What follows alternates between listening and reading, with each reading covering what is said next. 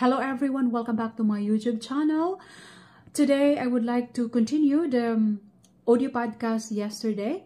At pasensya na po naka-sunglass kasi may sakit pa rin ako hanggang ngayon. Namamaga yung mata, allergic sa gamot ng thyroid. At may cholesterol din ako. Ang daming sakit. Okay, pasensya na po. Basahin ko lang yung sinabi ni Colleen Garcia na nabash siya dahil sa trending big scandal issue ni Maris Racal and Anthony Jennings. So, nag-comment si Colleen Garcia at nabash siya.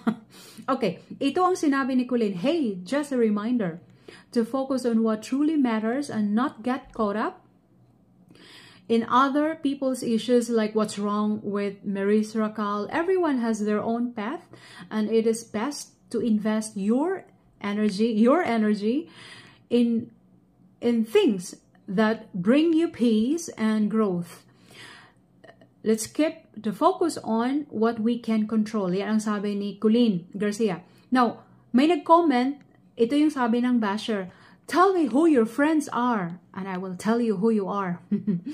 Okay, ito na. Iba talaga kapag the same feather, whose feather duster flock together. Expected naman yan, Miss Colleen, di ba nga, before ikaw rin?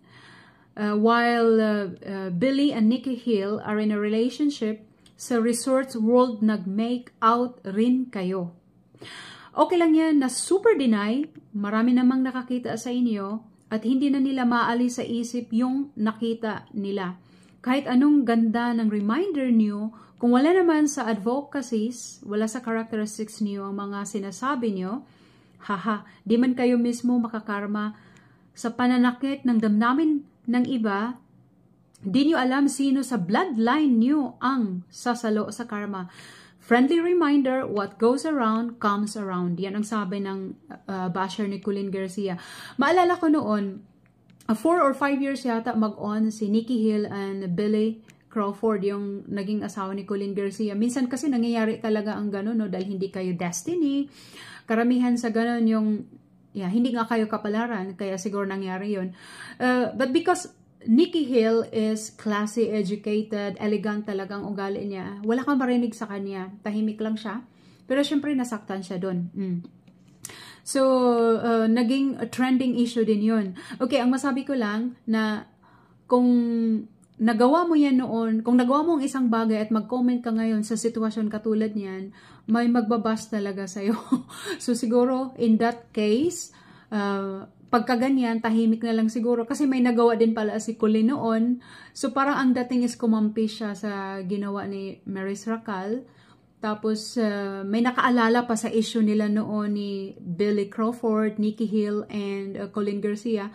So hindi na talaga natin maiwasan na meron pa palang nakakaalalang mga tao sa issue na yon. So, ang masabi ko lang na minsan hindi natin mapipigilan ng tao kasi iba-ibang tao. Parang hindi tayo pwedeng mamili ng reaction ng tao.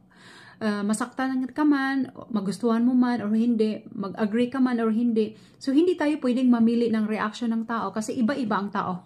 Okay, salamat po. See you again next time.